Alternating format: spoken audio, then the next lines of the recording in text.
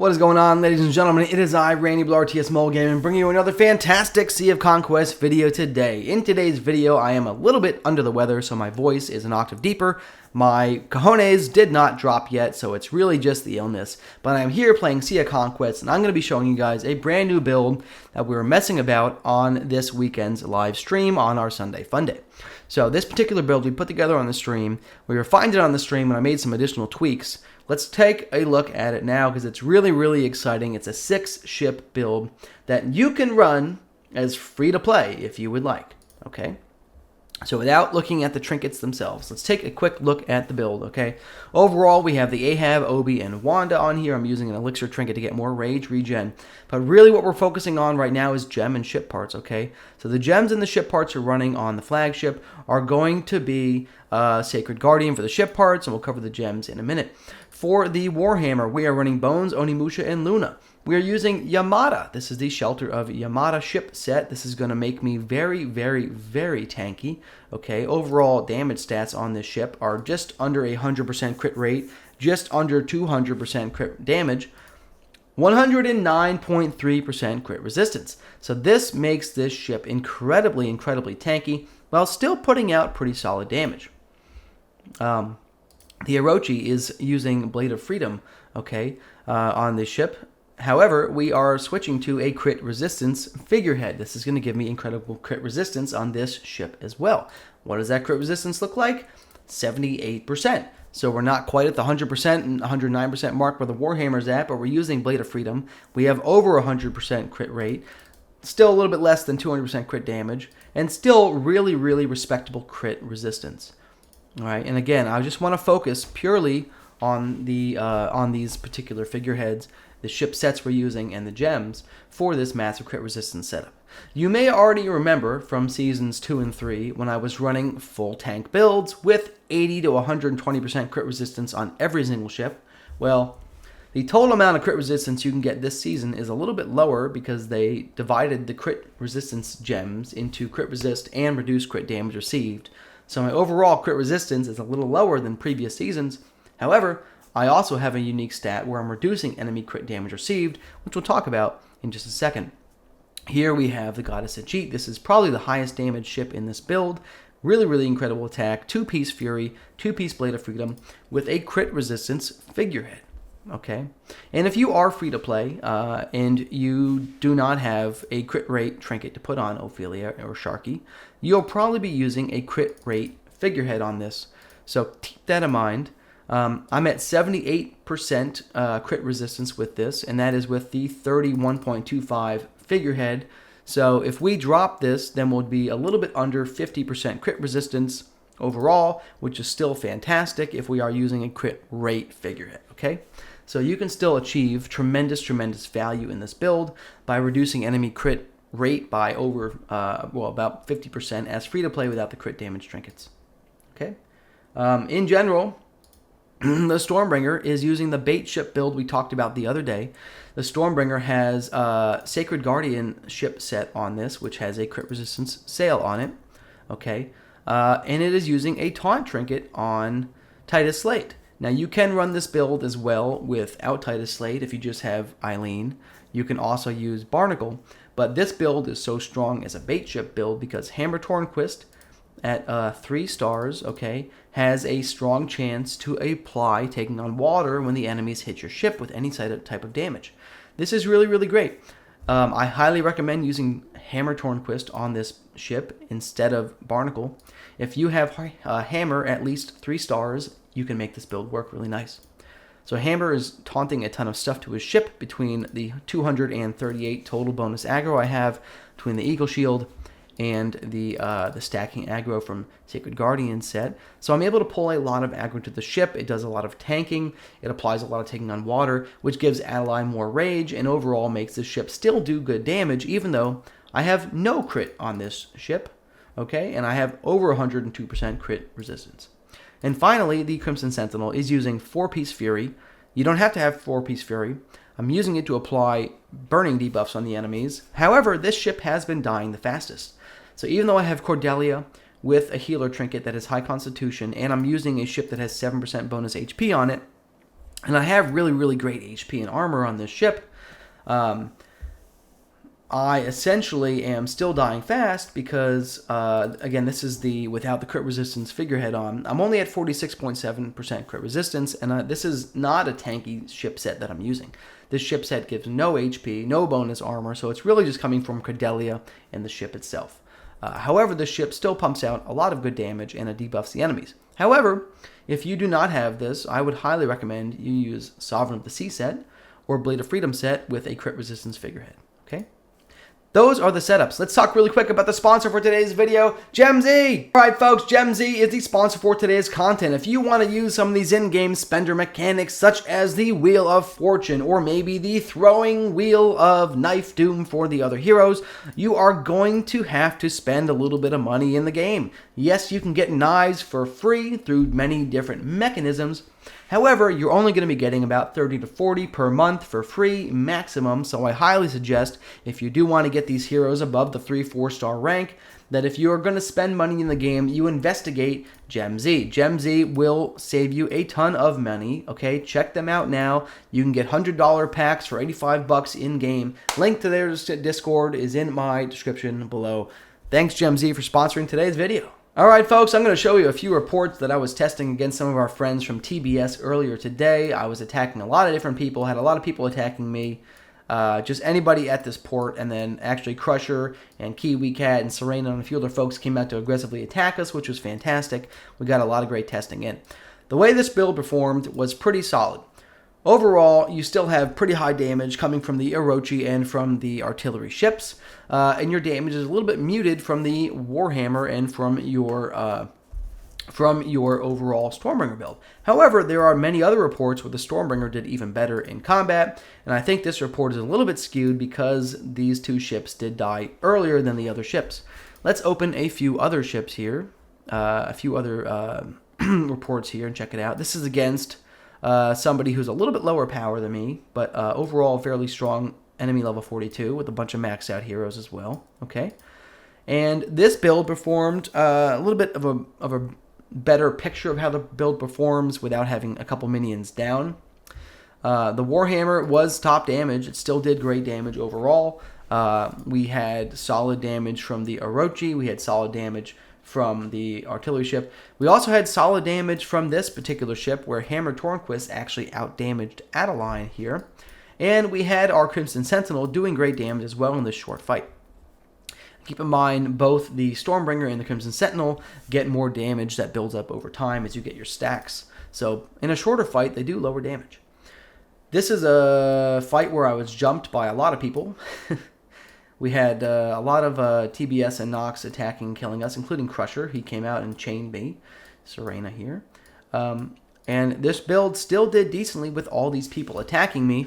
I still put out a tremendous amount of damage. If we can see here, very, very balanced damage output. My Warhammer died early, so it has lower damage. I was actually using Ophelia on here as well, messing around with putting bones on the artillery for this particular report.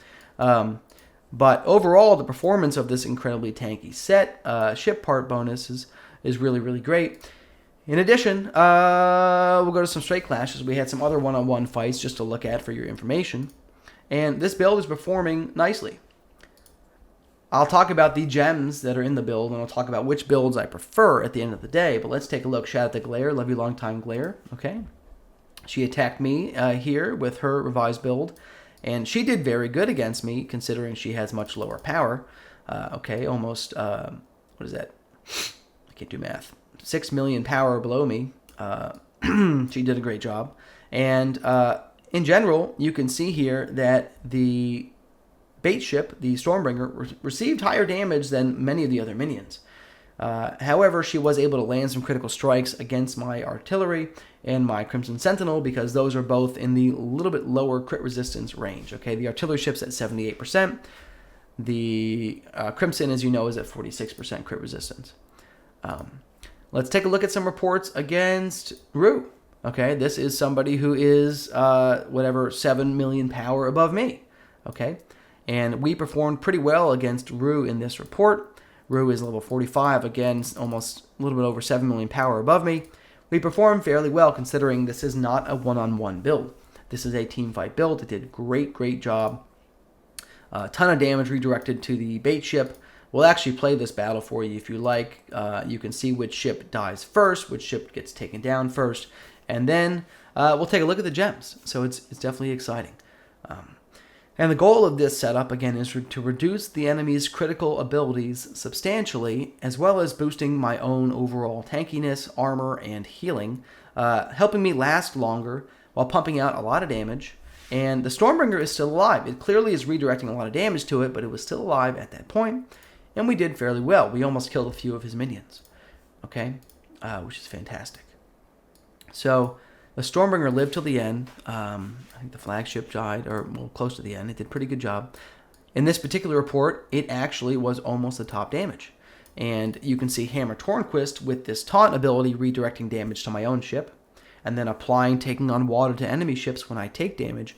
Really performed very well in this fight, which I love to see, because usually you guys are used to seeing Adeline as the #1 damage dealer on the field, kind of trading places back and forth with Griffin. However, for this fight, Hammer Tornquist outdamaged Griffin, and he outdamaged Adeline both. So it really makes this build very enjoyable. And that is this weird, I don't even know what to call this build. Well, it's not really a meta because it really focuses on tankiness and bait ships and redirecting damage and applying damage over time effects. I haven't thought of a name for this, but by the time I post the video, we will think of a name for it.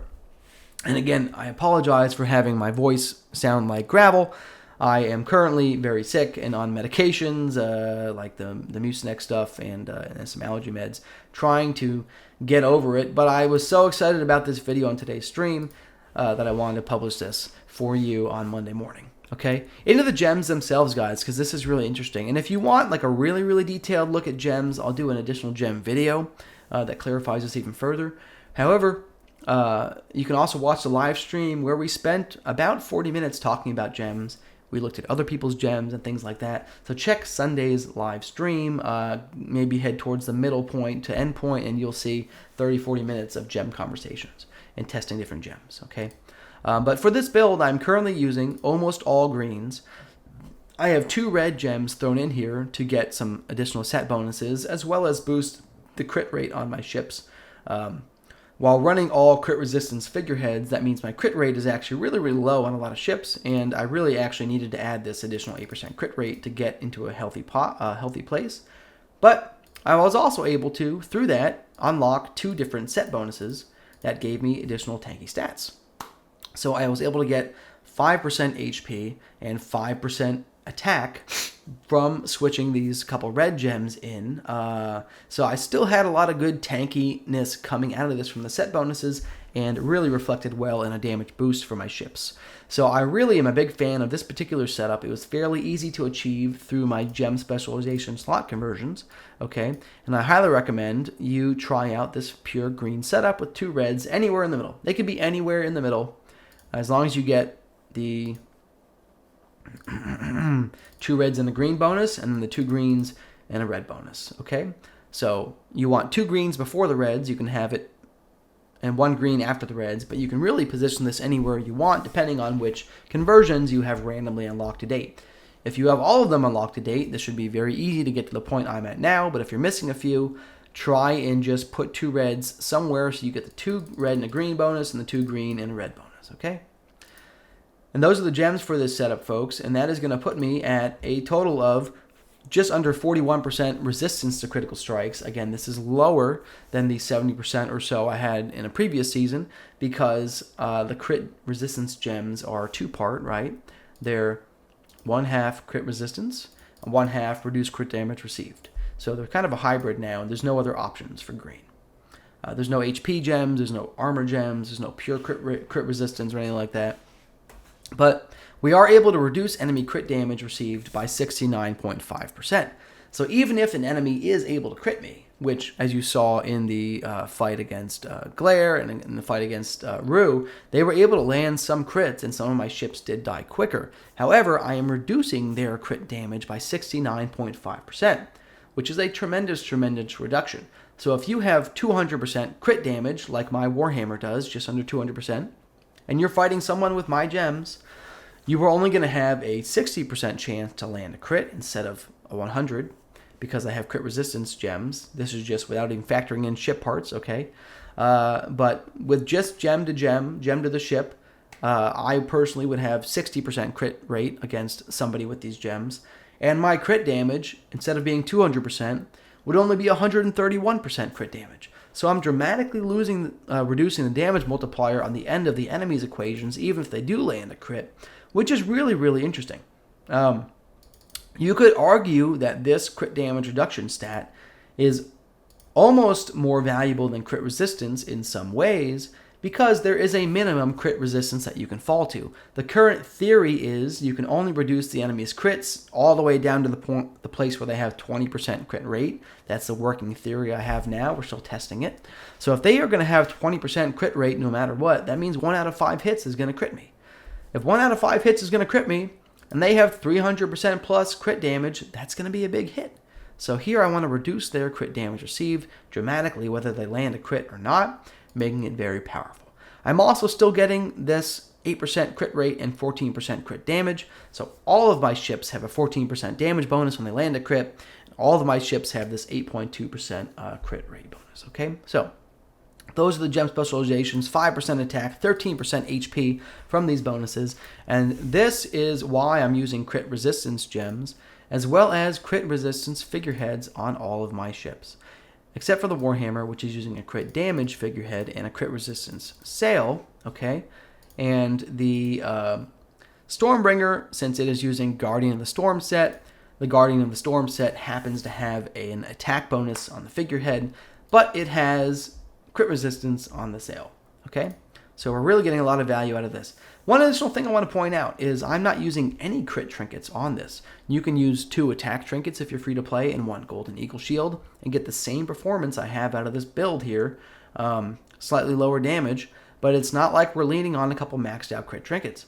So my crit stats on this are rock bottom. There's almost no crit stats on this particular ship. It is entirely crit resistance, tankiness, and applying these stacking, taking on water bonuses over time, which will then trigger Adeline's trinket, okay, and Hammer Tornquist's trinket, okay? But again, if you are free to play or a low spender and maybe you have 2 purple trinkets, you could get away with a maxed out purple shield on here. 6 refined purple shield is still going to be 40 aggro and 40% armor. It's still going to be really, really great. You're also going to have maybe a purple hook instead of chain bombs. Purple hook is also great as well, okay? So you will still get great performance from this build. It is not reliant on heavy crit trinkets and heavy crit gear. It's reliant on tankiness and redirecting aggro, which are both things to which you can get by being a free-to-play player. Okay? So if you guys enjoyed this video, please feel free to like and subscribe. Thank you again to GemZ for sponsoring today's content, and I apologize for sounding like I'm sick, nasally, and gravelly on the voice. My balls did not drop yet. I'm just sick. Like and subscribe, folks. Randy, out.